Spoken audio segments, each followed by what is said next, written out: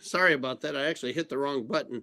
My screen was going dim, and so I was hitting it, but I must have hit it and ended. Sorry about that. But let me conclude about this devastating end for the ungodly. Is God is saying that He doesn't want this, so He's done everything possible to reconcile man back to Himself. It's a gift. It's an option. It's a choice for mankind to choose. But if they choose to follow their sin, to love their sin, to want their sin, as opposed to doing what it is that God wants, and that is to offer them salvation, to save their soul, to forgive their sin, to have them choose to love Him and to obey Him and to follow Him. If mankind wants to choose sin and selfishness, God will let them do it. But there's a devastating end to that. And because sin violates the very nature of God, because sin violates the very person of God, He cannot tolerate it. It must be paid for. And Jesus Christ paid the penalty of it in its full for those that will want to accept His gift of salvation. But for those that reject it and say, no, I don't want it. I want to live my life the way I want. I want to do what we want.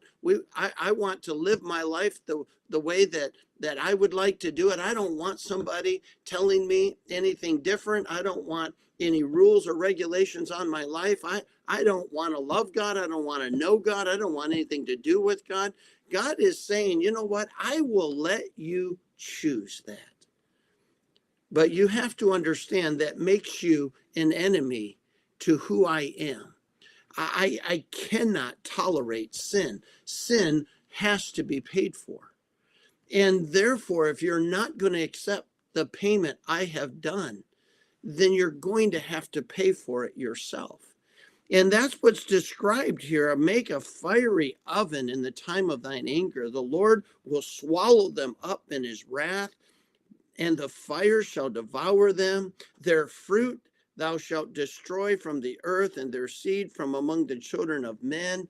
There's no future. It is that oftentimes the things that they invested in, the things that they lived for, the things that were such a priority to them are gone, and they're never going to get them back, and they're never going to be able to enjoy them. For they intended evil against thee. They imagined a mischievous device which they are not able to perform. Therefore shalt thou make them turn their back when thou shalt make ready thine arrows upon thy string against the face of them. Be thou exalted, Lord, in thine own strength. So will we sing and praise thy power. In other words, it doesn't minimize the salvation story. It doesn't minimize the grace and mercy of our God. It just simply says God does give man a choice. He does let man decide. And if man rejects Christ and the gift of salvation, he signs up for a very devastating end. And he will have to endure the entire wrath of God upon sin. Jesus Christ endured it. He paid it in full. But if they don't want to accept that, they will have to do it themselves. And it's such a devastating end. Boy, we have the truth of the gospel. We have the glorious story of salvation. And we can share it with everyone who will hear it. And I hope that we will be motivated today, that we will realize this is a devastating end. We don't get to make anybody's decisions, but we do have the privilege of presenting the truth. I hope we'll make that a priority as we go through our day. God bless you. I look forward to seeing you again tomorrow.